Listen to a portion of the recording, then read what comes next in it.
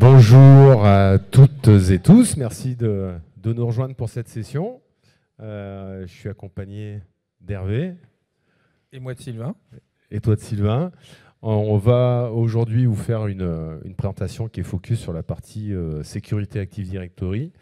Et pour ceux qui ont fait déjà quelques events et compagnie, ils ont peut-être remarqué qu'en fait c'est la suite d'une presse que j'avais jouée à la Black Hat il y a 4 ans.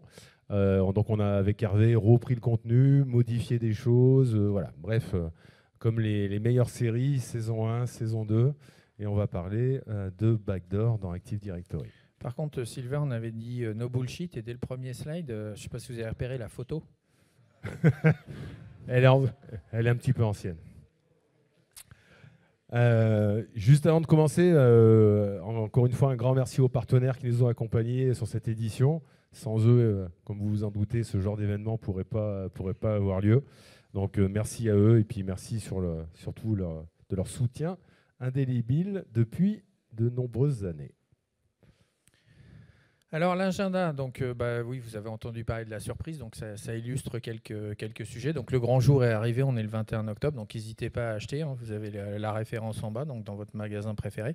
Donc on va commencer par une petite introduction, rappeler comment effectivement les attaques Active Directory se reproduisent dans la vraie vie, ça permettra d'introduire un petit peu le contexte.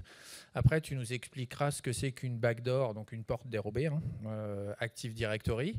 On verra 3 techniques de backdooring AD, il y en a d'autres, mais on verra les 3 principales, les plus usitées, comme on dit. Puis on fera conclusion, et en espérant qu'on ait le temps pour vous faire des questions-réponses. Et on les prendra à la fin, parce que pour être sûr qu'on ait eu le temps de tout faire. Donc, comme d'habitude, quels sont ceux qui sont déjà venus à une session qu'on faisait? Il y a toujours un thème chaque année. Donc là, de toute façon, tu m'as tout spoilé, toi, avec le t-shirt, donc c'est mort. Mais voilà, c'est parce que le but du jeu, il fallait deviner. Donc je ne sais pas si ça vous parle. Voilà, s'il y a quelque chose d'étrange dans votre Active Directory, déjà, ouais, s'il faut que j'utilise le bon bouton. Voilà, merde. Voilà. Qui allez-vous appeler? Donc vous allez appeler les chasseurs de backdoor. Voilà. Donc le thème, il est lancé, il sera récurrent tout au long de la session. Donc on va commencer effectivement à regarder un petit peu au niveau des attaques. Donc une attaque par ransomware assez classique. Donc on va avoir effectivement un premier code malveillant, donc pas trop méchant parce qu'il ne faut pas qu'il se fasse détecter. Donc on va rester sur des choses relativement classiques. Donc ça va arriver par tout un tas de méthodes. Et effectivement, comme disait notre ami Fix, même si tu cliques pas longtemps sur un lien malveillant, voilà, le problème se produit. Donc ça peut arriver par mail, une page infectée.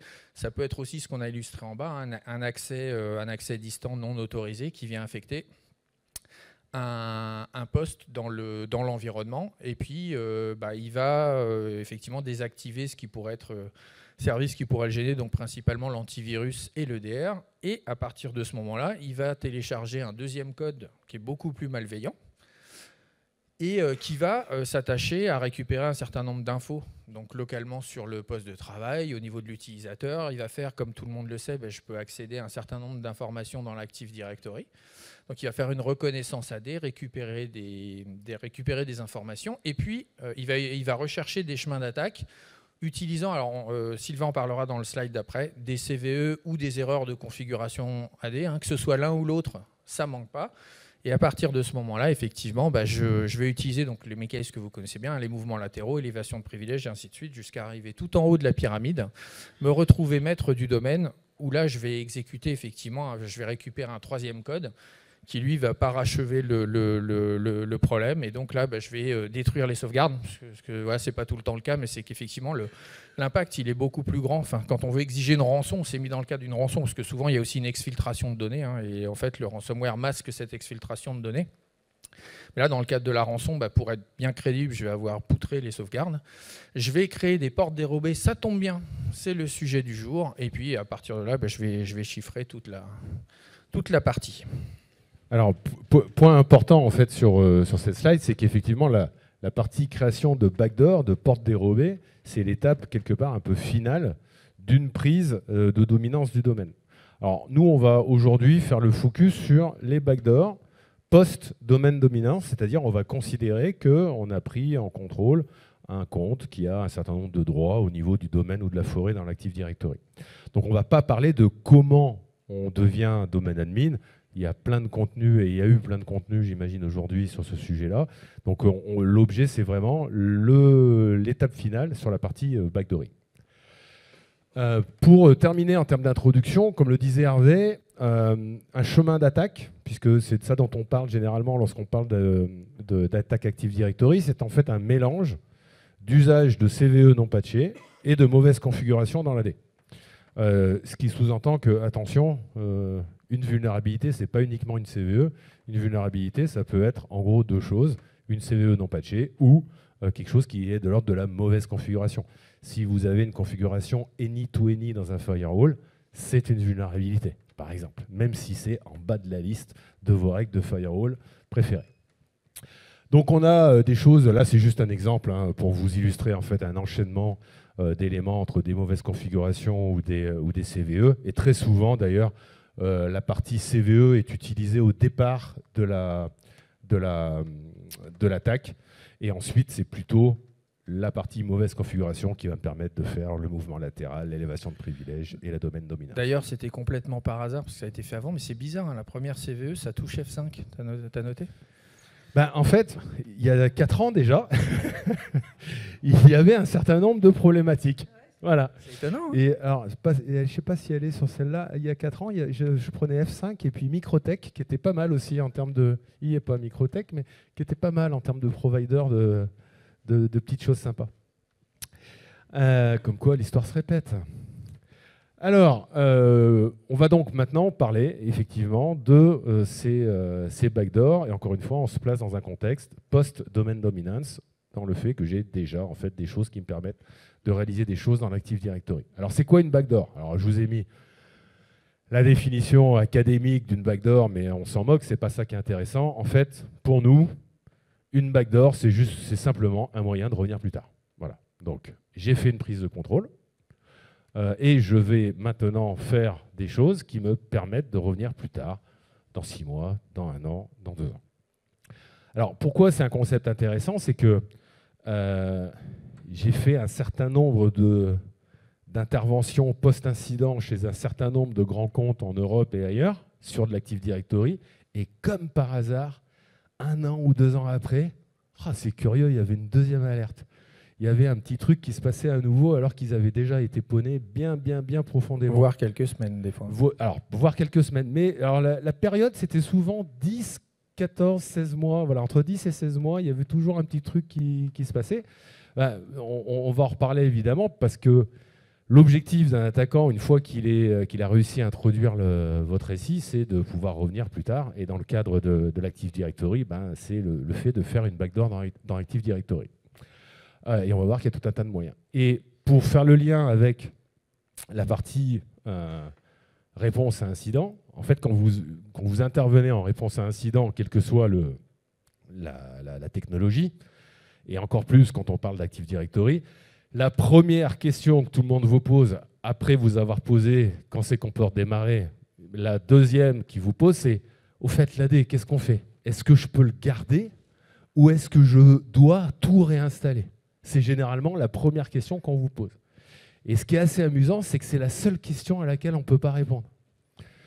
Tout simplement parce qu'on ne sait pas depuis combien de temps, en tout cas au départ, tant qu'on n'a pas fait un peu de forensique et compagnie, on ne peut pas savoir depuis combien de temps les attaquants sont là. Est-ce qu'ils ont compromis les backups? Est-ce qu'ils ont déjà introduit des backdoors détectables, un peu moins détectables? Et c'est vrai que la plupart des clients vous posent la question. Qu'est-ce qu'on fait? Est-ce qu'il faut qu'on réinstalle ou est-ce qu'on peut récupérer un backup de 6 mois? Mais moi, ma réponse, c'est j'en sais rien. Et si quelqu'un vous dit qu'il est capable de vous répondre, c'est un escroc. Donc on va maintenant parcourir un certain nombre de techniques. On va aller du plus simple au un peu plus compliqué. Et puis à la fin, on verra une technique qui chaîne en fait un certain nombre d'autres sub-techniques pour arriver à masquer complètement un certain nombre d'actions dans Active Directory. Donc le premier gros méchant de la trilogie, donc non, Morpheus n'a pas joué dans Ghostbusters, il n'y a pas de spoiler dedans. Donc un grand classique, c'est la manipulation de l'attribut SID History. Alors, on va faire quand même un bref rappel de SID History. Tous ceux qui ont connu des migrations, je pense Active Directory, peut-être même, je ne me rappelle plus, mais du NT4 vers AD, tu avais vers AD à l'époque, non. C'est un autre attribut, c'est vraiment, ouais. Mais c'était pas SID History. Et donc, effectivement, l'intérêt, c'est que j'avais donc le SID qui caractérise les accès que je peux avoir dans le domaine qui va migrer. Donc ici, on a représenté avec le domaine A. Et puis, je vais migrer dans le domaine B. Donc, je vais avoir certaines opérations de ce qu'on appelle de REACL, etc. Et donc, pour pouvoir continuer, parce que effectivement, dans certains grands environnements, on ne peut pas tout migrer d'un coup, tout basculer, et en même temps, les serveurs avec les permissions applicatives, fichiers, etc., qu'on peut avoir, et le compte, on est obligé de gérer une période de transition, donc de dire le compte a migré, mais j'ai un certain nombre de ressources qui n'ont pas encore migré, ou réciproquement. Donc je vais utiliser un attribut qu'on appelle le SID History qui me permet de dire je continue à avoir accès sur les ressources ici représentées de l'ancien domaine. Ce qui est super important de garder à l'esprit, c'est que on le pense pour une migration, donc souvent on a un SID dans l'ancien domaine, donc je récupère un SID History, mais l'attribut SID History, il est multi-valué. Donc, et un certain nombre de fois, on a vu aussi, quand vous avez eu des migrations, puis des migrations, puis des migrations, et qu'on ne fait jamais le nettoyage du SID History, et d'une, on trimballe tout un tas de permissions, donc dans la longueur, ça c'est un autre sujet, mais la longueur du ticket Kerberos qui finit des fois par exploser, et de deux, ça introduit des failles qu'on va aborder maintenant. Donc le SID History, comment je peux le manipuler ? Je peux le manipuler de manière manuelle. Donc là, vous avez effectivement, on a pris l'attribut d'un utilisateur. Et puis ici, je vais pouvoir le rajouter à la main. Alors, quand on dit juste, je précise, oui. Quand on dit à la main, c'est un attribut dit protégé de l'Active Directory. Donc quand on dit à la main, ça veut dire qu'il faut utiliser, on peut manuellement, via des outils, manipuler le contenu de cette valeur. Ça, c'est pas quelque chose que je peux éditer directement quand je vais dans la console. Mais néanmoins, si, encore une fois, on se place dans une optique où on est en domaine dominance, je peux tout à fait utiliser du DC Shadow, et puis je peux utiliser tout simplement les outils de migration. C'est ça. Tous. Alors là, on a représenté ADMT, donc plus supporté, mais tous les outils que vous avez déjà utilisés ou que vous allez utiliser, effectivement, utilisent cet attribut-là, effectivement, pour la partie REACL. Il y a des gens de Sampéris dans la salle ? Vous faites un outil de migration maintenant ? Ouais. Donc vous récupérez les SID History ? C'est en cours. Okay. Ouais. Ok.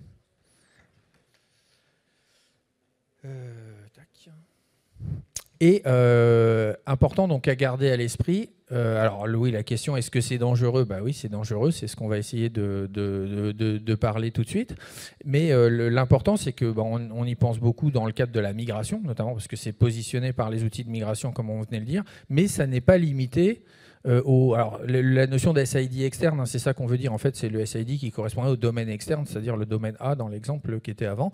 C'est qu'en fait, j'ai même pas besoin donc, je peux avoir un SID qui est interne, donc à mon nouveau domaine, et je peux également avoir des SID qui sont autres que des utilisateurs, des groupes. Par exemple, tu nous en feras l'illustration tout de suite après. Et en fait, ce qu'il faut retenir, c'est que c'est pas limité, l'usage n'est pas limité du tout. Pas limité ni en nombre, ni en valeur, il n'y a aucun check en fait. C'est-à-dire que si j'utilise par exemple un DC Shadow pour envoyer des infos là-dedans, je peux prendre une valeur qui n'existe pas, qui existe dans aucun domaine, et je peux mettre le texte que je veux pour l'insérer dans l'attribut. Et comme le disait Hervé, on peut insérer également des SID de groupe. C'est-à-dire c'est pas uniquement, on peut mettre bien sûr un ou plusieurs SID d'utilisateurs, mais on peut mettre également des SID de groupe. Alors comment on va pouvoir utiliser ça pour se cacher en fait dans la partie annuaire. Donc là on a pris un exemple. On a un utilisateur qui s'appelle HAL9000, et en fait si je prends par exemple une MMC que HAL va l'utiliser et lancer, en fait, si on regarde ce qu'on appelle le container SID, c'est-à-dire l'ensemble des SID portés par le token de l'utilisateur en session, on va retrouver typiquement, pourquoi pas, la possibilité d'injecter le SID d'un domaine admin. Donc là, dans mon exemple, le domaine admin, il s'appelle DC admin. Et de la même manière, je pourrais tout à fait faire la même chose, mais injecter dans la valeur SID history, en fait, le SID de enterprise admin. Et bien sûr, l'intérêt de la chose pour un attaquant, c'est que si vous regardez le groupe Enterprise Admin, HAL n'est pas dans ce groupe-là. Okay, donc c'est un moyen extrêmement simple de générer en session dans le token un SID d'un compte à pouvoir. Par contre, si vous checkez en LDAP, en PowerShell, en tout ce que vous voulez, l'appartenance au groupe, bah, il y aura rien qui apparaît. Pour info, il y a d'autres techniques dans Active Directory qui permettent de faire ce genre de choses. Vous avez, j'ai bouffé le nom de l'attribut, mais l'attribut qui permet de mettre les attributs POSIX Unix, qui permet exactement de faire la même chose et qui vous permet en fait d'insérer des SID de groupe au niveau de la session de l'utilisateur alors qu'il ne fait pas partie de ces groupes. Donc là, on va retrouver, encore une fois, si j'analyse le ticket, un ensemble de groupes auxquels appartient l'utilisateur et pourquoi pas Enterprise Admin alors qu'il ne fait pas partie d'Enterprise Admin. Alors comment je peux vérifier ça? Il y a plusieurs méthodes. Alors je vous ai mis un lien, les slides seront à dispo. Alors, je me demande d'ailleurs si le script est toujours dispo, mais à la rigueur, je pourrais le mettre ailleurs et le poster une URL chez moi. Mais vous pouvez effectivement utiliser un certain nombre de scripts, PowerShell, VBScript, pour regarder s'il y a des objets avec des valeurs SID history, parce que c'est un attribut que vous pouvez lire. Vous pouvez faire des requêtes de type LDAP. Pour ceux qui ne connaissent pas d'ailleurs, pour info, on a mis une copie d'écran ici pour moi le meilleur lecteur, reader LDAP dès lors qu'on parle d'Active Directory, c'est un outil qui s'appelle Lex et qui est donc Lex pour LDAP Explorer et qui pour moi est le meilleur client LDAP dès lors qu'on ouvre des éléments dans Active Directory. Et puis bien évidemment, vous avez tous les outils de sécurité AD. Exemple, Samperis, exemple, je ne sais pas si Silverforce fait ce genre de choses ou pas, mais voilà, tous les outils qui vont vous permettre de scanner l'Active Directory pour repérer des mauvaises configurations qui mettront en exergue le fait que certains objets possèdent des SID history et de voir si ce sont des valeurs dangereuses ou non. Alors ouais, le script il n'est pas tout neuf, mais le gros avantage avec Active Directory, c'est qu'en fait, des fois les vieux trucs, ça s'applique toujours. Et on ne parle pas de nous. Alors, la deuxième méthode, donc là on va monter un petit peu, donc on l'a illustré avec le deuxième méchant qui est Zool. Donc ça va être effectivement l'utilisation de la propriété manage by. Donc ça sert à quoi? Ça sert, si y est, c'est que ça sert à quelque chose. À l'origine, effectivement, c'est prévu notamment pour faciliter la délégation, et le truc super important qui va nous concerner aujourd'hui, enfin qui servira dans la backdoor, c'est le fait qu'on puisse effectivement modifier la liste, notamment pour un groupe, des membres de ce groupe. À la base, c'est un truc qui a été designé pour Exchange, pour permettre en fait aux utilisateurs, aux gestionnaires d'une liste de distribution de mettre à jour eux-mêmes sans passer par l'admin les membres de la liste de distribution, sauf que quand on a fusionné Exchange et AD en termes d'annuaire, il a fallu porter cette fonctionnalité-là et elle a été portée au niveau de l'annuaire Active Directory. Puisque je vous rappelle qu'à l'origine, Exchange et Windows, c'est deux annuaires séparés qui ont ensuite été... Exchange Server 4 5.5. Donc du coup, voilà, cet attribut va permettre en fait de déléguer la gestion d'un objet à un tiers. Et si jamais on parle d'un objet de type groupe ou liste de distribution, on va avoir cette option qui permet de mettre à jour en fait la liste des utilisateurs qui fait partie de ce groupe ou de cette liste de distribution. Donc là, on reprend un exemple. On prend par exemple domaine admin. Alors là, on a pris des exemples entre guillemets simples. Donc là, je vous mets domaine admin. Mais évidemment, tout ça, c'est des choses qu'on peut, dans la réalité, quand on crée une backdoor, on chaîne les éléments. C'est-à-dire qu'en fait, je ne le fais pas sur domaine admin. Je le fais sur domaine admin, mais vers un groupe qui lui-même est délégué à un autre, etc. etc. J'utilise une chaîne de valeurs. C'est un peu comme quand vous faites des sociétés écrans à l'étranger. Plus vous en avez... Personne ne fait ça. Plus vous en avez, plus c'est compliqué de comprendre la chaîne de valeurs et de savoir qui fait quoi. Là, c'est exactement la même chose. Néanmoins, pour les besoins de la démo, on vous a fait un truc simple, entre guillemets, directement vers les objets. Donc là, en fait, on va prendre le groupe domaine admin. On va mettre Kaiser comme personne qui a le droit de gérer ce groupe. On va cocher la petite coche. Il a le droit de manager les membres de ce groupe. Donc maintenant, Kaiser Soze a le droit de gérer la liste des membres du groupe DC-admin. Déjà, quand il y a un mec qui s'appelle Kaiser Soze, c'est louche. C'est pas bon. Alors ceux qui sont trop jeunes, effectivement, ils ne comprennent pas l'allusion. Mais...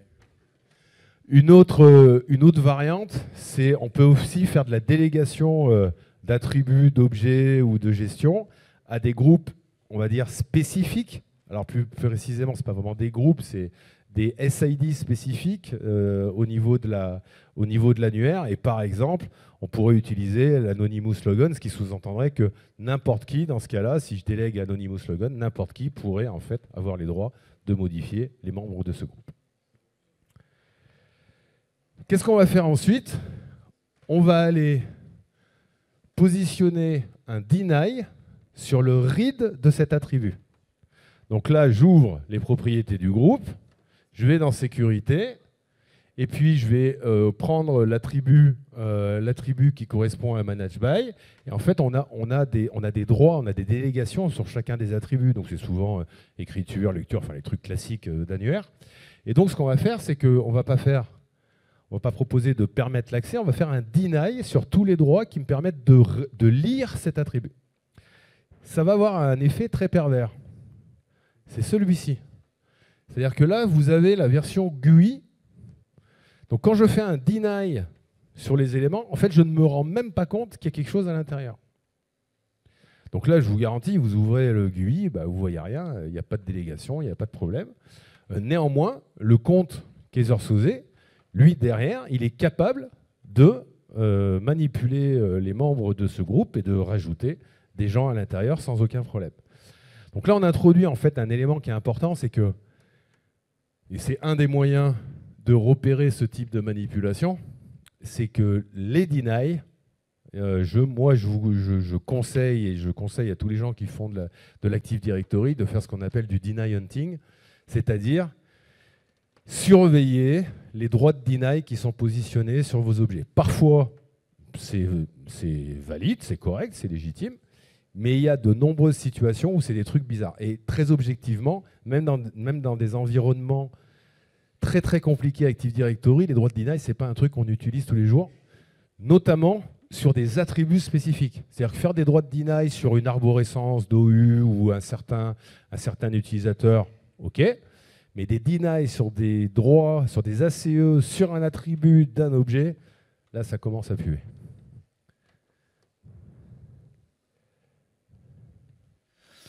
Et on va rentrer dans le dernier, le gros méchant, c'est bien, on n'est pas en retard. Donc, qui va concerner un élément essentiel de l'Active Directory qui a beaucoup fait pour son succès, qui sont les stratégies système. Et donc, si on parle de stratégie système, donc de policy en anglais, donc il y en a deux, je pense que tout le monde connaît, hein, et qui viennent avec le domaine. Donc la stratégie par défaut des contrôleurs de domaine et la stratégie par défaut du domaine. Et pourquoi c'est super important? Parce que si on est maître de la stratégie, on est maître du monde. Et nous, avec Sylvain, ça nous arrange parce que voilà, ça justifie un peu notre titre.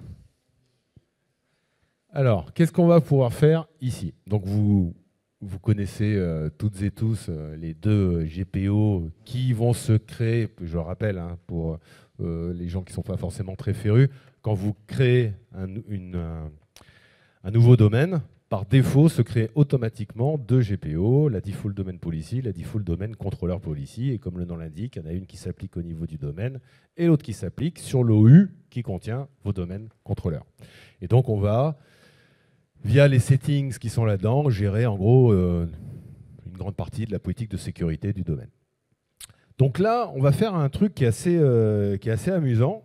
Alors, pour info, il y a tout un tas de variantes de ce qu'on va faire là, avec des textes un petit peu différents. Mais là, en fait, ce qu'on va faire, c'est un truc très simple. On fait un copier-coller. Donc, on fait un copier-coller. Pour info, on peut faire un copier-coller d'une GPO. Et donc, on va copier la GPO d'origine. Et c'est comme quand on fait une copier-coller de fichier.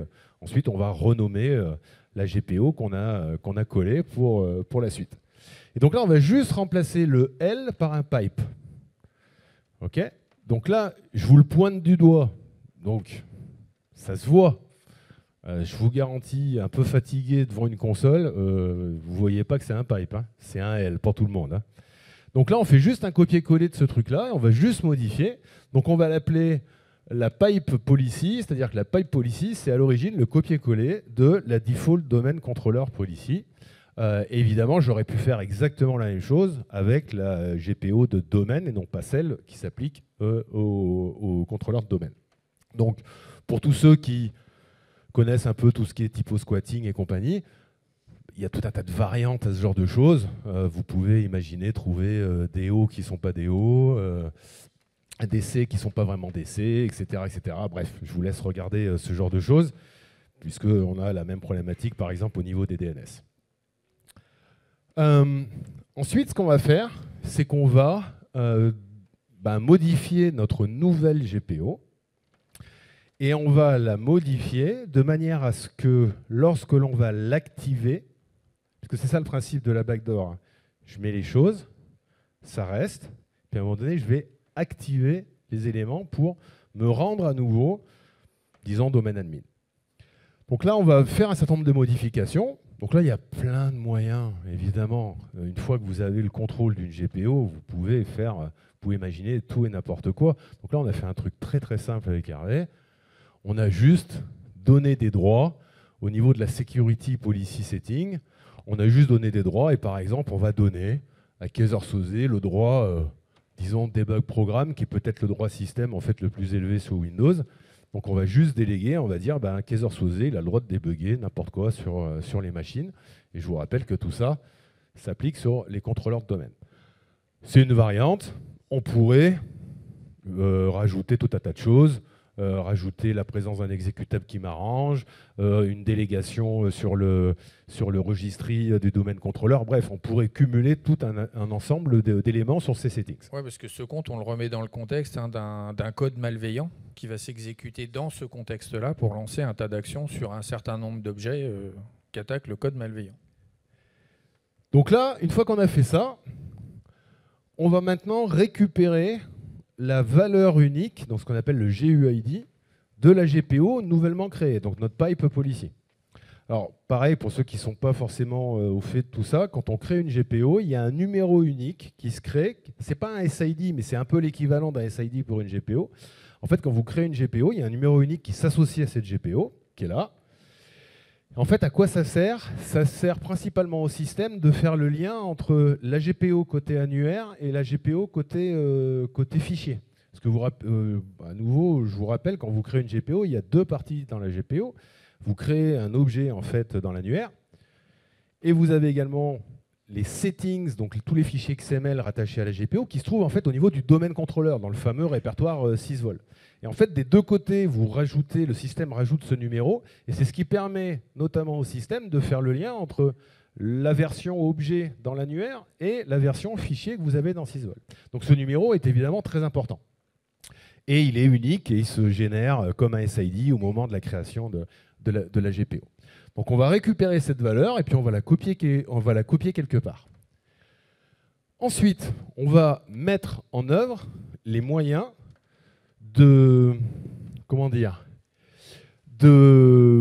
d'activer notre backdoor. Donc on a créé notre GPO, on s'est un copier-coller de la GPO de domaine. Dans cette GPO de domaine, j'ai mis tout un tas de settings qui me permettent de prendre le contrôle du domaine au moment où je vais activer ma backdoor. Et en fait, on va faire comment pour masquer et activer la backdoor? On va aller dans l'OU qui s'appelle domaine controller et on va aller déléguer les éléments liés à deux attributs, à deux permissions, qui sont le read GP-Link et le write GP-Link. Alors, pareil, à quoi ça sert ces attributs? En fait, quand vous quand vous associez une GPO à une OU, qu'est-ce qui se passe? J'allais dire behind the scene, en français, behind the scene. Quand vous associez, en fait, vous dites, tiens, la GPO machin, je veux l'appliquer à telle OU, qu'est-ce qui se passe techniquement? En fait, ça modifie au niveau de l'OU un attribut qui s'appelle GP-Link et qui, comme le nom l'indique, contient toutes les références de GPO qui doivent s'appliquer, en fait, à cette OU. Ce qui veut dire qu'en fait, avoir le droit d'appliquer une GPO à une OU, c'est la même chose que d'avoir le droit de modifier la valeur de cet attribut au niveau de cette OU. Si je n'ai pas le droit de modifier cet attribut, je ne peux pas appliquer une GPO au niveau de l'OU. Donc du coup, ce qu'on va faire, c'est qu'on va aller modifier en fait l'accès de cet attribut et on va donner le droit à Kaiser-Soze de modifier, alors de lire et de pouvoir modifier uniquement cet attribut et rien d'autre. Donc en fait, Kaiser-Soze n'a pas de droit d'admin spécifique, il a juste le droit de modifier la valeur de l'attribut GP-Link. C'est pour après, je crois que c'est là. Oui. Étape suivante, on va maintenant masquer notre GPO. Parce que, je vous rappelle, on a créé cette GPO avec le pipe, mais on ne veut pas qu'elle soit vue tant que je ne vais pas l'activer. Donc comment on va faire ça? On va tout simplement, à nouveau, appliquer des droits spécifiques sur cette GPO. On va enlever aux administrateurs du domaine le droit de voir cette GPO et on ne va permettre qu'à deux entités d'avoir le droit de lire cette GPO, Kaiser-Soze, parce qu'il aura besoin de l'avoir pour faire un certain nombre de choses dessus, et le compte qui s'appelle système. Pourquoi on rajoute le compte système, à votre avis?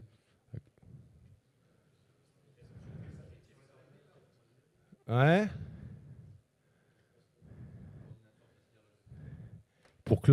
Oui, on va dire c'est ça.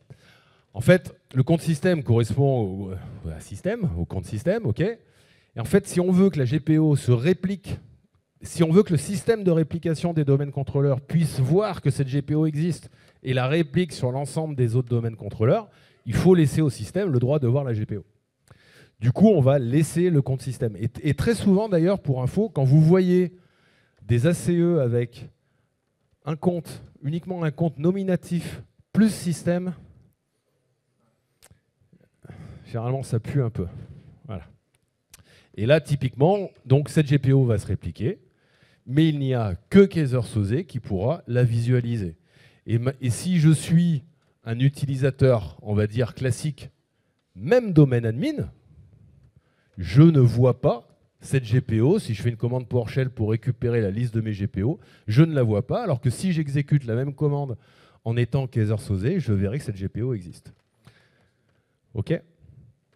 Donc, première étape, on a créé la GPO, copier-coller. On rajoute un pipe à la place du L. Deuxième étape, je modifie le contenu de cette GPO. Lorsque je vais activer cette GPO, ça va faire des choses sur mes domaines contrôleurs pour que mon compte ait le droit de faire plein de trucs sur mes domaines contrôleurs. Troisième étape, je vais modifier au niveau des domaines contrôleurs l'attribut GP-Link qui me permettra, le moment dit, d'activer en fait la backdoor. Et quatrième étape, je masque cette GPO pour que personne ne la voie, sauf la personne qui aura le droit d'activer la backdoor. Donc tout ça, évidemment, passe généralement sous les radars de tout un tas de SOC qui ne font que lire des événements dans Windows. Donc autant vous dire qu'ils n'ont rien vu. Hein. Désolé pour ceux qui travaillent dans des SOC. Et il va arriver le moment où je vais vouloir, évidemment, activer ma backdoor. Alors comment je vais faire ça? C'est très simple. Mon compte utilisateur, il a le droit d'aller sur domaine contrôleur.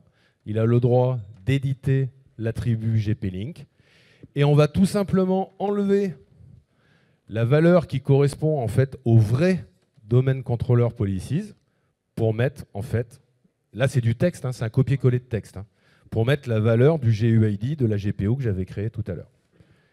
Je valide, ma backdoor est activée. Donc vous voyez qu'en fait, quand on comprend et qu'on connaît assez bien les mécanismes sous-jacents d'Active Directory, qui, je le reconnais, sont plutôt très complexes, en termes d'attributs, de délégation, etc. Et si vous voulez mon avis, c'est trop complexe. Mais bon, ça c'est un autre débat. Il y a tout un tas de moyens de réaliser des choses de ce type-là au niveau de l'annuaire. Alors, comment je peux vérifier si j'ai un truc comme ça chez moi? Je vais vérifier ce qu'on appelle les well-known group policies values. Benjamin n'a pas le droit de répondre. Qui sait ce que c'est? Oui.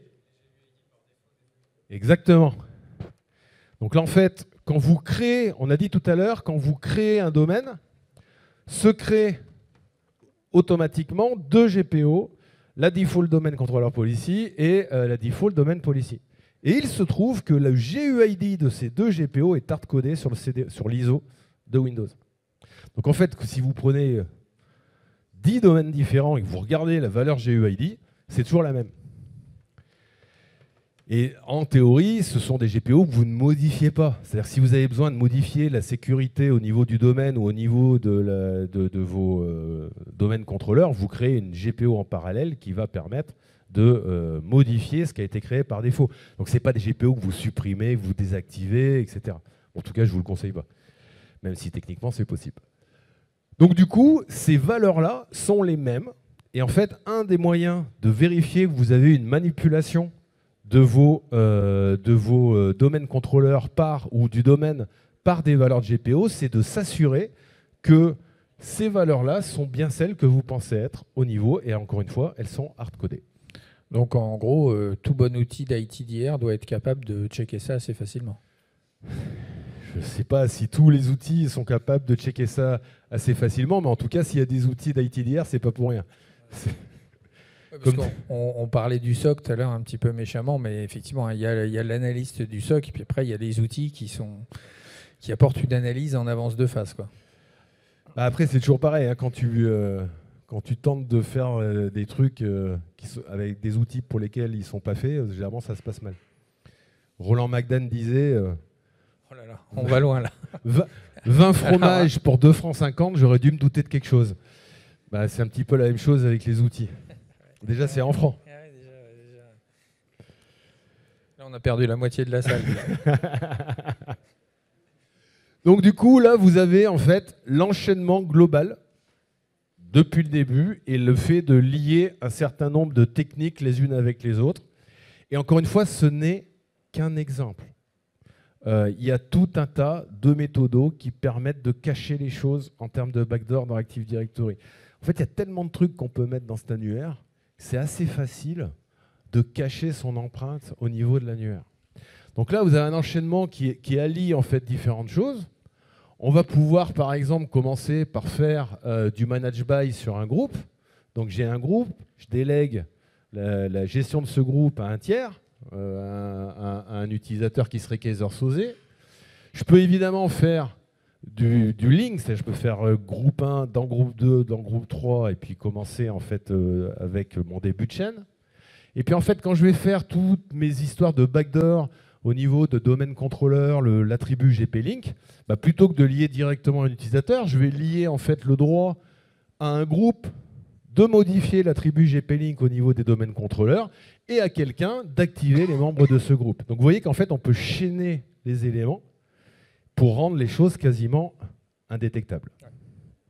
Donc deux principes de base, hein, c'est de dire quand effectivement l'attaquant vient, il ne va pas juste poutrer, en général, il prévoit le coup d'après. Donc il faut vraiment prendre ça comme un principe fondateur. Donc il va falloir aller à la chasse au backdoor. Et le deuxième sujet, c'est que dans le terme porte dérobée, bah, il y a deux mots.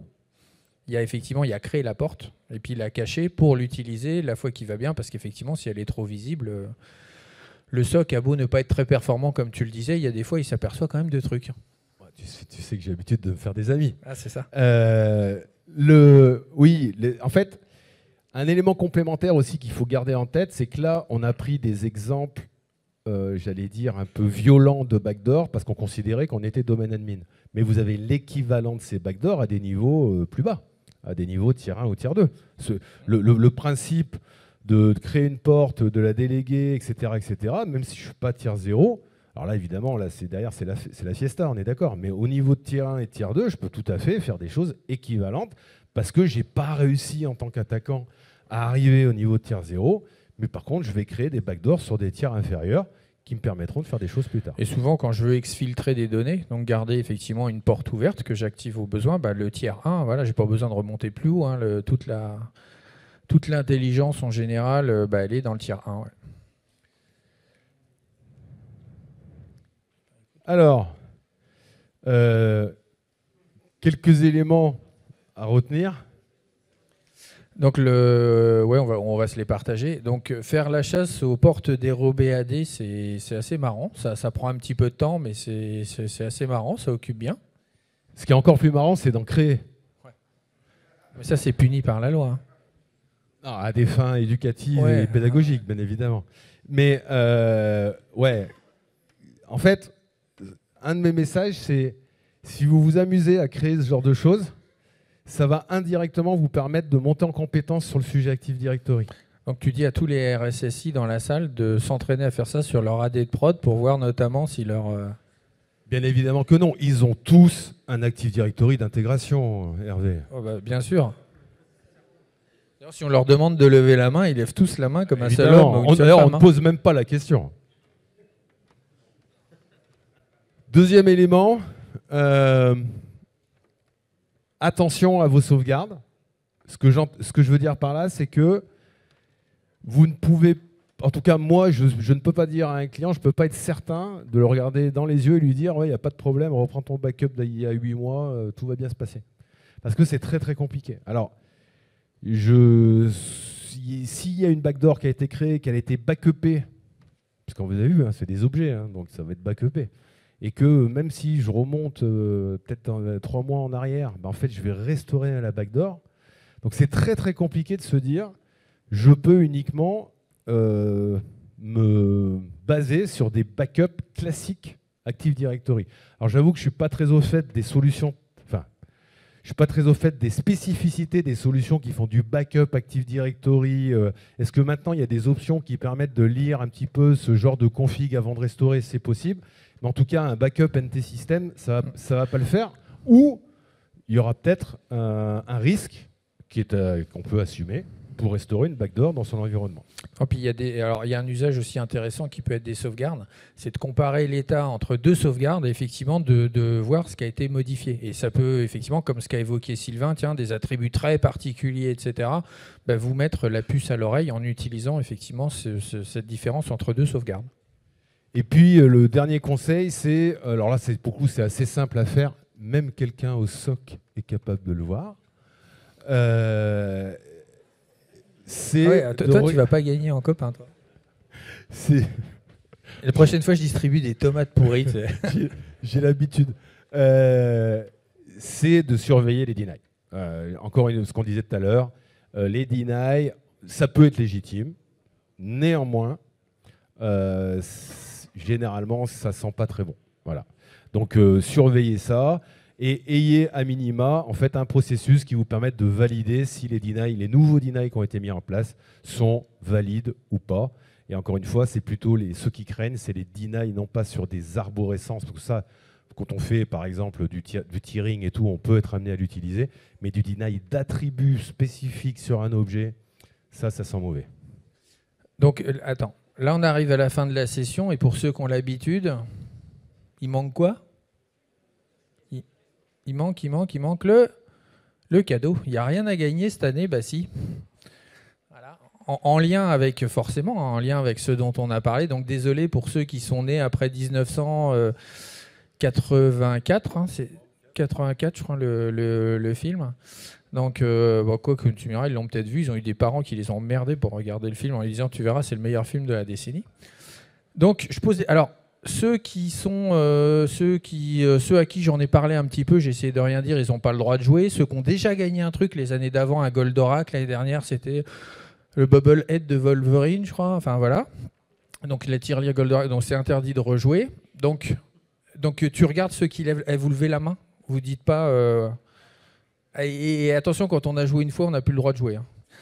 Donc, alors c'est le jeu du je suis. Hein. Je suis un monstre du film original Ghostbusters qui n'a pas été cité jusque-là.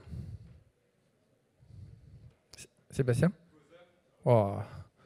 Voilà. Toi, tu m'avais dit qu'ils allaient trouver vite. Voilà. Bon, alors pour ceux qui ne connaissent pas, hein, effectivement, voilà. Donc, c'est Sébastien qui a gagné.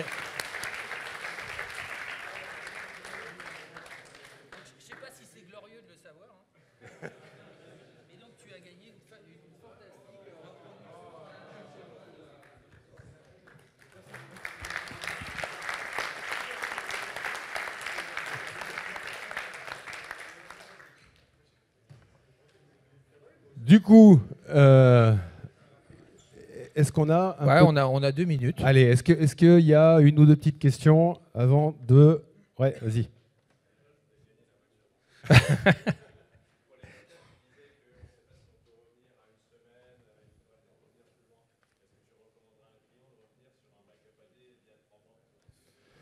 Alors non. Non, c'est pour ça qu'en fait, encore une fois, c'est l'histoire de la pilule rouge, pilule bleue. C'est-à-dire, est-ce que je veux prendre un risque ou pas?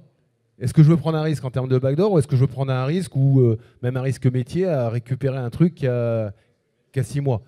Moi, je pense que la meilleure approche, et encore une fois, c'est une vision perso, en fait, c'est repartir de zéro. Si tu as été pawné vraiment au niveau domaine dominance, si tu veux prendre zéro risque, encore une fois, tu connais ça peut-être mieux que moi, hein, c'est une gestion du risque. C'est-à-dire comment je quantifie mon risque vis-à-vis de la situation dans laquelle je suis.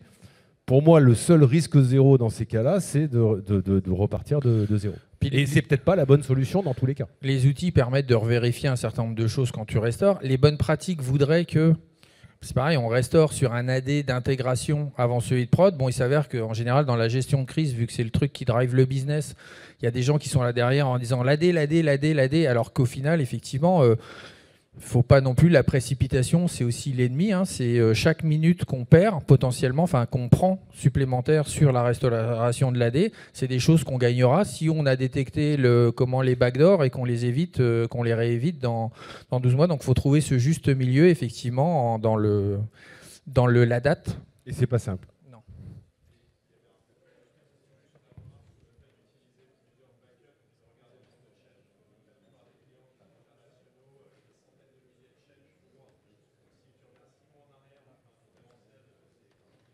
C'est très compliqué.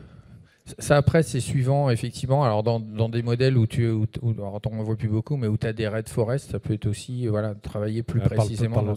Parle pas de trucs pourris ici, s'il te plaît. Il y avait une autre question, je crois. Oui.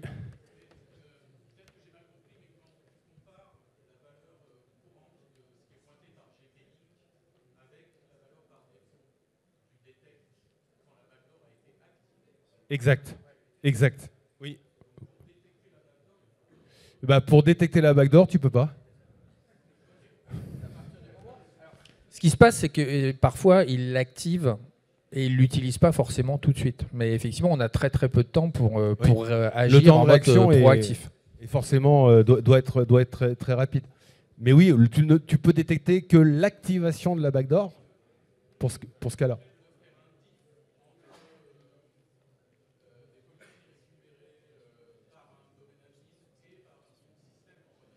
En fait, le pire, c'est que tu peux même pas te dire je vais traquer la modification de mes GPO, parce qu'en fait, là, tu modifies pas. Parce qu'il y a beaucoup de clients qui me disent oh, mais j'ai un outil, moi, qui vérifie si quelqu'un a modifié le domaine default policy. Mais c'est pas ça qu'on fait, là. Tu comprends? Tu prends une valeur, tu mets l'autre, tu n'as pas touché à ta default domaine controller policy. Donc, voilà. Mais oui, on peut détecter que dans ce cas-là, que l'activation de la backdoor. Alors, par contre, elle est dans sysvol. Exactement. Mais après, comment tu distingues que cette GPO, elle est... Parce qu'en plus, elle est... Tu vois? Et il y a une petite variante, d'ailleurs, de cette backdoor, c'est de créer... Parce qu'en fait, ce qu'on peut voir assez facilement dans les outils, c'est des GPO qui sont liés nulle part, en disant, ces GPO-là, elles ne servent à rien, il faut les virer, parce qu'elles sont rattachées à rien. En fait, il y a un moyen très simple, c'est que tu crées une OU à la noix quelque part, tu l'appelles Workstation, tu rattaches ce truc, et puis basta. On ne verra pas cette GPO comme une GPO entre guillemets vide, non appliquée à quelque chose. Puis c'est pas comme chez les clients, on ne trimballait pas encore plein de GPO non liés ou alors une liste de GPO qui est longue comme le bras, quoi. Oh, c'est très très rare, des clients avec des GPO inutiles et qui sont mal foutus. Qu'on fait le ménage. T'exagères.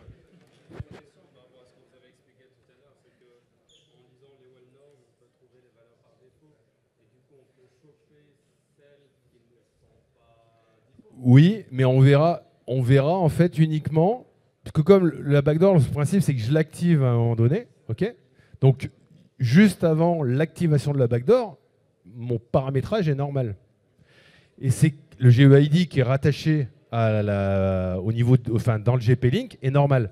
Je ne pourrai voir que l'activation de la backdoor que si je regarde en fait GP-Link, et si jamais les valeurs par défaut disparaissent, à ce moment-là, c'est là que je pourrais détecter que quelqu'un a activé une backdoor.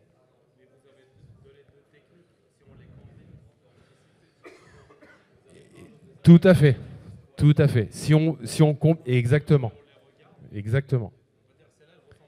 Exactement. Exactement. Mais c'est plus compliqué. Mais oui.